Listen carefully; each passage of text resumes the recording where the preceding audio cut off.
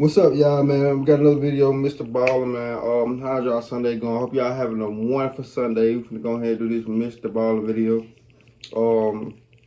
Make sure y'all give me your thumbs up. Y'all motherfuckers just be coming in here, just watching my shit. Don't be giving us a thumbs up or nothing. 5 minute break for y'all to like.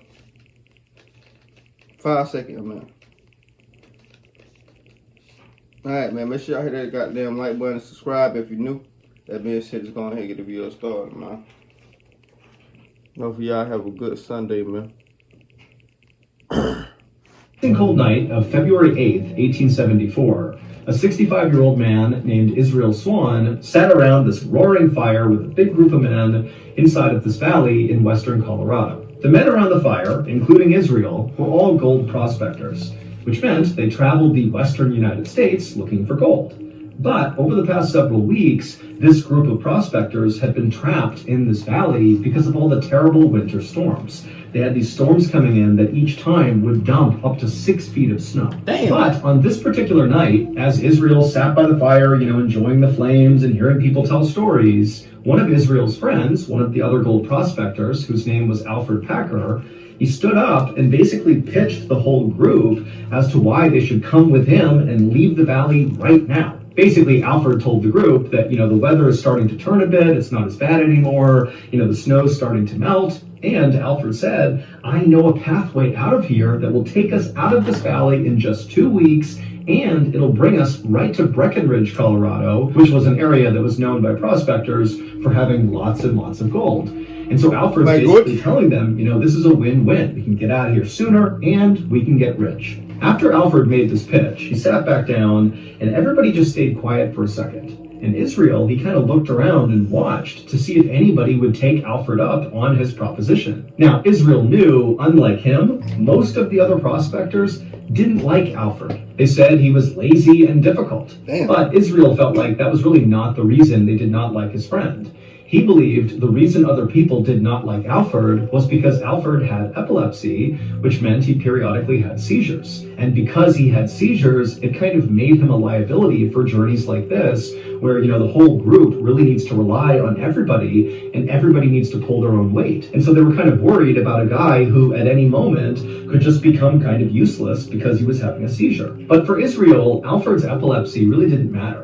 He didn't feel like Alfred was some huge liability. He felt like Alfred was actually very smart and quite bold. And so for him to stand up and make this pitch just kind of felt like in keeping with who he was. He was somebody that wanted to get things done, and Israel liked that about him. However, just because Israel liked Alfred, that didn't mean he was just going to naturally go with Alfred and do his big plan, but he was at least thinking about it. And as Israel was weighing out the pros and cons of, whether or not he should go with Alfred, he happened to look across the fire and he saw one of the men, this really big guy, was sitting there looking really serious and just shaking his head slowly back and forth, like, no, you guys can't be considering leaving early. And then the big guy stood up and he held out his hand right in front of Alfred, basically telling him, like, don't say another word. And then this guy, while still looking at Alfred, he said, if you leave right now, all of your friends will die. And then this big guy sat back down again, and then everybody around the fire just sat there really tense for a few seconds in total silence. The big man who had just spoken was not a gold prospector. He was actually very different than the rest of the people sitting around this fire. His name was Ouray, and he was a Native American chief of the Tapawatch band of the Ute tribe. And Chief Ouray had actually... He dead ass serious. Don't take y'all ass out there. Y'all gonna die. Oh, hell no, I ain't fucking around. Saved the lives of everybody, Israel and Alfred included, who was sitting around this fire. Because a few weeks earlier, this whole group of gold prospectors had wound up lost in this valley, which was the valley where Chief Ouray lived with his tribe, and he had found them stumbling around on the brink of death with all the snow coming down. And so Chief Ouray and his people brought the prospectors some food and water. They helped them set up a campsite right near a river, and then Chief Ouray told them to stay put in this campsite and ride out the winter, and then in the springtime, when the snow melts, it'll be safe for you all to leave. Now, at first, the gold prospectors were only thankful and just totally psyched that Chief Ure had found them and given them this campsite. I mean, this was great. And so they had no problem agreeing to, wait until the spring to finally leave. But now, after several weeks of being kind of trapped in this camp, the whole group was really starting to get restless. They were worried if they didn't leave soon, there'd be no more gold for them to mine. And for Israel specifically, there was even more pressure on him to go out and find gold, because he had told his family that this would be his last treasure hunting adventure ever. And so he really couldn't go home empty-handed. He literally needed the gold in order to continue to survive and take care of his family. So when Alfred stood up and broke the kind of tense silence and said to Chief Ure, thank you for your concern, but I am going to leave early, and I just hope others will come with me. At that point, Israel saw the conviction in Alfred, and Israel really felt like he did need to leave now. He needed to get that gold. I ain't going. So Israel said, you know what? I'll go with you as well. And then after Israel said he would go, 4 other gold prospectors also volunteered to leave early with Alfred. Chief Ure could tell he was not going to change any of these guys' minds.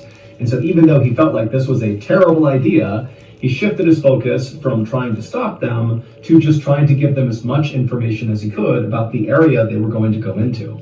And so he called all the volunteers who'd be leaving early over to him, and then Chief Ure drew a map in the dirt on the ground, and he told Alfred and Israel and the other 4 volunteers that you have to follow the river out of here. It'll bring you to this mountain range called the San Juan Mountain Range, and you cannot attempt to go over those mountains. You will not make it. You got to follow that river and go around the mountain range. And then once you do, on the other side, there will be an outpost where you can stop, get supplies, rest, and then continue the rest of the way towards Breckenridge. And then after Chief Ure had explained all this, he made sure to mark an X on his dirt map exactly where the outpost would be. And then Chief Ure just turned around and walked over to his horse and rode away. And then shortly after that, Alfred, Israel, and the rest of the gold prospectors also turned in for the night. It is so surprising how many people are getting this 6,400 subsidy. All you have to do... Next morning, Israel, Alfred, and the other 4 volunteers who were going to be going on this journey, they got up early and began packing up their stuff. And as they did, one of the other gold prospectors who had not volunteered to go with them, who would be staying in the valley until the springtime, he actually came forward and said he would help them carry their supplies as far as he could go, using his horse. But at some point he would need to stop, drop off their stuff, and then they would be on their own. And so the men were very thankful about this. And so shortly after eating breakfast, they were all ready to go, and they hit the trail. As Israel and the rest of the prospectors began to hike their way up and out of the valley, they began to see off in the distance the huge jagged mountains of the San Juan mountain range. I ain't going but out. They were careful to kind of veer closer to the north to stay along that river path, because they knew they were not supposed to go up and over the mountains. And as Israel trudged through the snow in a line of men, he held on to a coffee pot, a metal coffee pot that he kept hot coals inside of. This not only kept his hands warm, but also, if he ran out of matches, he could easily start a fire using the coals. It was an old trick he had learned. And so as he's clutching this magnificent warm coffee pot in the freezing cold weather, Israel heard someone walking up behind him, and so he turned around and he saw it was Alfred. And he looked totally miserable, way more miserable than Israel was. And so without even thinking about it, Israel just handed off his warm coffee pot to Alfred. And Alfred took it and clutched it and was obviously so thankful. Now, none of these gold prospectors had struck it rich. They were all basically poor. But of all these gold prospectors, Alfred really had the least of all of them. And as a result, Israel kind of felt protective of Alfred. And also, Alfred was half the age of Israel. Alfred was 30 years old. And so Israel kind of viewed Alfred as like a lost kid trying to find his way. Alfred had also confided in Israel that when the Civil War broke out in the United States, Alfred had attempted to join the Union Army on 2 different occasions because he wanted to fight the slave-holding Confederate Army. But in both cases, they kicked Alfred out for his epilepsy. But that had not stopped Alfred from tattooing on his arm his battalion information and his name. And unfortunately, because Alfred could not read or write, he misspelled his name when he gave it to the tattoo artist. And so when he got the tattoo, it did not say Alfred for his first name. Now, it's the difference between being dumb and dumb. How the fuck you don't know how to spell your own name, man? Motherfuckers couldn't have been that dumb back in the day. They couldn't have been that dumb. I'm sorry. You can't force me to believe they were that dumb. It said Alfred, Alferd. And from that point on, that was his name. Nobody called him Alfred, they called him Alfred. And so this was kind of embarrassing for him. And then after getting rejected from the military, Alfred had kind of bounced around from one job to the next, never really putting his roots down and never starting a family. And so again, Israel just felt like this was a guy who needed some help. And so after Alfred very happily accepted that coffee pot from Israel, he in turn reached into his jacket and pulled out a flask with some alcohol in it, and he handed it to Israel, almost like a thank you for giving me this warm coffee pot. And then the two friends walked side by side for a while, passing back and forth the flask and the coffee pot. And then by late afternoon that day, when the snow was really starting to come down, the prospector who had volunteered to use his horse to help move some of their supplies, he had finally reached a point where he said, my horse can't go any farther, the weather's too bad. And so he dropped all their supplies, and then he turned and headed back down the trail. And very likely, as these men watched him disappear down the trail, they all had the same thought. I just gotta suck it up for 2 weeks to get through this treacherous journey, and I will get to Breckenridge, and I will become rich. Nope, we ain't doing that. I already seen that coming. Actually asking for help when you are the one asking for help when you need it shows that is what saved my life. Here, having just happened, now is a great time to finally and it's up to you how you communicate additional cost. Go to our sponsor, BetterHelp.com. Worried she's cheating on you? A single Spokio search can help you discover who your partner. Prospectors did not show up at that outpost that Chief Uray had pointed out, which was on the other side of the San Juan Mountains. That was going to be their first official stop before they continued the rest of the way to Breckenridge. And then another 2 weeks went by, and still they did not show up at the outpost, and they didn't show up at any of the other camps in the surrounding areas. Now, Alfred's big plan for this group was really dependent on the weather holding up. When they left, it was true that the weather was improving, it was snowing less, but within a couple of days of this group setting off on the trip, those winter storms came back with a vengeance and just dumped snow all over the valley and all across the trail this group would have been on in their attempt to leave. But the only people who knew that these men had embarked on this perilous journey was the men themselves, and then also Chief Uray and the other gold prospectors who had decided to stay in the valley until spring. But even if Chief Uray and those other prospectors knew that Alfred, Israel, and the others were in trouble, they would have no way of helping them or getting to them or even communicating to the outside world. They were completely stuck in the valley and basically couldn't do anything. And so in short, it appeared that Alfred, Israel, and the other 4 men were totally lost somewhere out in the wild, but nobody knew. But that would all change on April 16th, 1874, roughly 2 months after Israel, Alfred, and the others had begun what was supposed to be a 2-week-long journey. That morning, a group of officials who manned the outpost that Israel and Alfred and the others were supposed to go to, they were having breakfast in one of the outpost's little log cabins. And as they're eating and talking to each other, suddenly from behind them, the door to the cabin flies open, and these officials, they turn around, and they see standing in the doorway is this totally disheveled-looking guy with long hair that's sticking up in the air, and a huge bushy beard. And in one hand, he's got a rifle, and in the other hand, he's got a metal coffee pot. And his eyes were darting like crazy side to side, and he was clearly in shock, and he was trying to speak, but he just couldn't. This man was Alfred. And it was obvious to the officials that this man is in dire need of help. And so without even asking him any questions, they whisked him inside, shut the door, got him some food, got him some water, and immediately Alfred's wolfing down the food as fast as he can until he began vomiting, at which point he apologized profusely and said, I've been starving out in the wild for weeks. It must have done something to my intestinal tract, it's probably damaged. Oh my God, weeks is crazy. The officials did not care about the fact that he threw up all over the ground. Weeks is crazy. They were worried this guy was going to die right then and there. And so the officials helped Alfred get cleaned up and put in warm clothes. And then Alfred asked them, do you have any whiskey? I want to kind of warm my body up. And they said, no problem. They handed him some whiskey. And so Alfred threw a couple of shots back. And then after that, it was pretty obvious that Alfred had kind of relaxed a little bit. And then at that point, one of the officials asked Alfred, what happened to you? As soon as Alfred was asked this question, he shut his eyes and kind of grimaced, like even the thought of what had happened to him was just too painful to think about.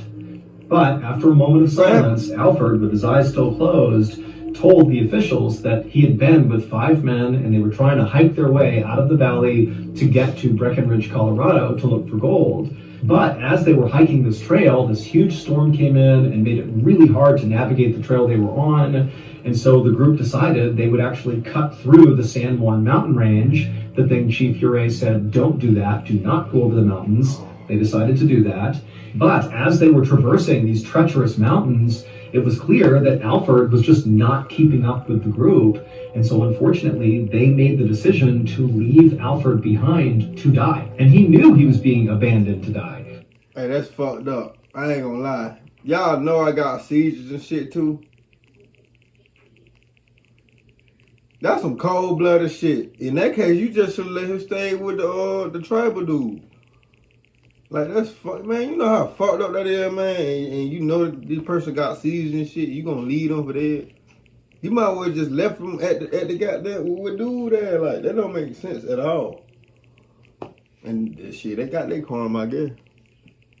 And so he had to watch as his 5 friends, disappeared into the snow. Them ain't his friends. Amazingly, Alfred did not die. Instead, he would spend the next nearly 2 months stumbling through the snowy forest, having no idea where he was going, eating roots and flowers and looking for shelter any chance he got. But the thing that really allowed him to survive out in the wild was when he was abandoned by the 5 others, he was in possession of that coffee pot that had the coals inside of it. And so at night, he was able to start fires. And then also at one point, he was so hungry that he cooked his leather shoes in the fire and ate them. What? Because again, this guy is starving. And so really, he was on the brink of death when he randomly stumbled into this outpost and found this cabin. After Alfred finished telling his story, the officials were just totally shocked and silent. And Alfred eventually would ask them a question. He would say, have any of my men come through here? Did anybody else survive? And they would say, no, it's only you. We have not seen anybody else. Damn. Now, the officials did not send out a search party right away, mostly because it seemed kind of obvious that Alfred's men were likely dead by this point. It's been 2 months since they started that journey. The chances are just not good that they have survived. But even if these other men were not dead yet, the officials had no idea where to begin their search. They knew that if they actually wanted to go looking for these guys, they would need Alfred to lead the search because he's the only one who knows where they could be. But Alfred was not healthy enough to go out in the wild and do the search. I don't want to go. So for several weeks, Alfred just stayed in the outpost, resting and recovering. And then finally, when he was healthy enough, he would go out and lead a search party to go find the missing men. But unfortunately, he couldn't find anything. And so it wasn't until that summer, when all the snow had finally melted. I ain't gonna lie. I'm a nasty motherfucker. If they would have left me for dead,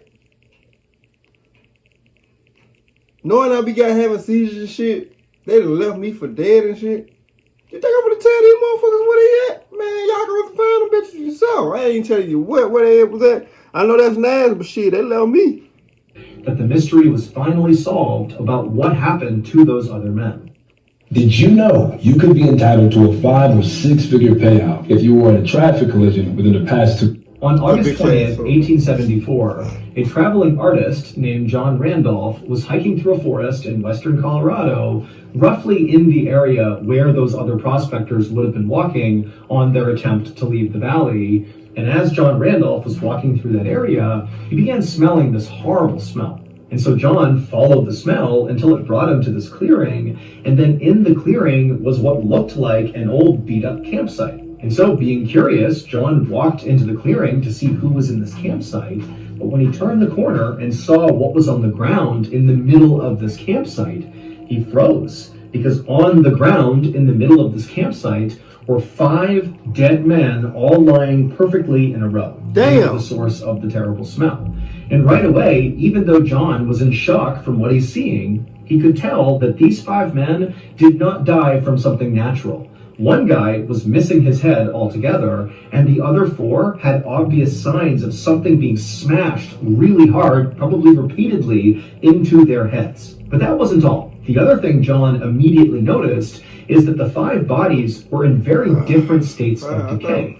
2 of the bodies were basically skeletons, but the other 3 were not. They were basically intact. Their chests had been cut and flayed open, but they all looked like they had died somewhat recently. In fact, one of the men looked so lively that it seemed like he was just sleeping, despite the gaping wound in his chest and his head that clearly indicated he was dead. Now, John wanted to turn and run away, but he had this morbid curiosity. He wanted to know what he was even looking at. What happened to these guys? And so, kind of against his better judgment, he walked a little bit closer to the bodies, and when he got close enough, he noticed something else that was totally off about the scene.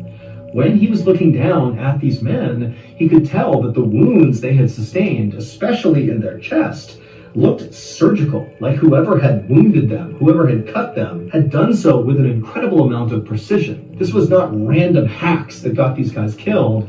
This was like a butcher carving up meat. And then John happened to look up from these 5 bodies, and he noticed just a little ways away was the remains of a burned out fire pit. And then there was a trail that kind of led off into the woods behind the fire. And so again, John, he wants to run, but he can't help but be really curious. And so he walked past the bodies, he went to the fire pit, and he followed that trail kind of back into the woods. Did they eat each other? And he found this ramshackle shelter kind of tucked away in the woods that was abandoned. No one was in there, but it had all the signs of someone living here for a pretty long period of time. And then suddenly, it was like all these pieces came together, and John realized what he had just stumbled on. Clearly, those 5 men had been murdered, and the person who murdered them very likely lived in this camp. And over the course of what looks like weeks or months, this person was butchering these men and then cooking their body parts over that fire and eating them. This is like a cannibal camp. And John, he's thinking, is this guy going to come back? Whoever lives here, are they coming back soon? He didn't know. And so kind of in a panic, he pulled out a sketchbook, he sketched the area, and then he turned and sprinted out of there to go find help. So it would turn out, John the illustrator was totally correct about what he thought was happening at that camp. After Alfred was left behind to die, those 5 other men carried on into the night up into the mountains, and then somebody attacked them, began killing them, and eating them. And that person was Alfred. That was why Alfred had survived for so long. It wasn't just that he was able to make fires at night, it was that he was able to make fires at night and eat his friends. Now, no one has ever been able to actually determine how Alfred went about plot twist! Even when he killed these 5 men. All we know is that based on the investigation, 4 of his victims appeared to have been asleep when they were murdered. But the 5th victim, who actually was Israel, the one guy who really liked Alfred and looked out for him and was kind of like a father figure to him. Cole, you talking about a plot twist? I'm sitting here thinking they done left this man behind. Bro, I'm genuinely thinking they done left this man behind knowing this man got seized and shit. Hiding the motherfucker. Come to find out you ate them, that's why you still alive? I'm gonna say, damn, how the fuck he can last them many months without eating for real? But I ain't never think about, damn, you ate, damn. He was the only one who showed signs of a big struggle before he was murdered. While Alfred denied killing all 5 of the men, ain't no way. He said that he basically only killed one of them and it was self-defense, and somebody else killed the other 4. It was kind of confusing. Despite those claims he had, the one thing Alfred never denied was the cannibalism. In fact, Alfred straight up told authorities that he grew to really like the taste of human meat. In fact, when they searched that campsite that John Randolph found, they would find the remains of a dead deer that was right near the campsite. But despite it being right there, Alfred never attempted to carve it up and eat it. He just kept going back to the stockpile of human meat and eating that. In the end, Alfred was convicted of murder and he was sentenced to 40 years in prison. Damn! But in 1901, when he was 92 years old, he was granted parole, and right away, Alfred became a vegetarian and then died a few years later. I would have just kept that shit. From the 1800s. Boy, that shit is crazy. What the fuck? I'm sitting here thinking, man, they fucked up. Leaving that man out there by himself knowing he has shit. And you turn around and eat these motherfuckers. That is fucking crazy. I don't be honest with y'all. I thought they was gonna say the other people, they did like, y'all remember we got to another Mr. Baller story where it was like, they was on the ocean and shit, and they had to do like they had to eat each other and shit like that. Like I thought they were gonna do that. That shit is crazy. I ain't gonna lie. Like they were gonna commit suicide and shit and do. I mean, real robbing, real blah. Anyway, get a video, thumbs up, subscribe, share my video on that video, man. Let's ride, man. Don't drop you low, Kabila gon' let it blow from your head down to your toe. Don't wipe your nose. The way little buddy got dead, you would think he had a cold. Gon' zip him up, cause I can get you touched no matter what city you in. From the east to the west, we walk him and gun him down. Big low, big P for real. I be in the trench late night thinking with some killers that bang for P for real. Say free Lil Boozy, my dog he doing life. Thank God for me and Lucille.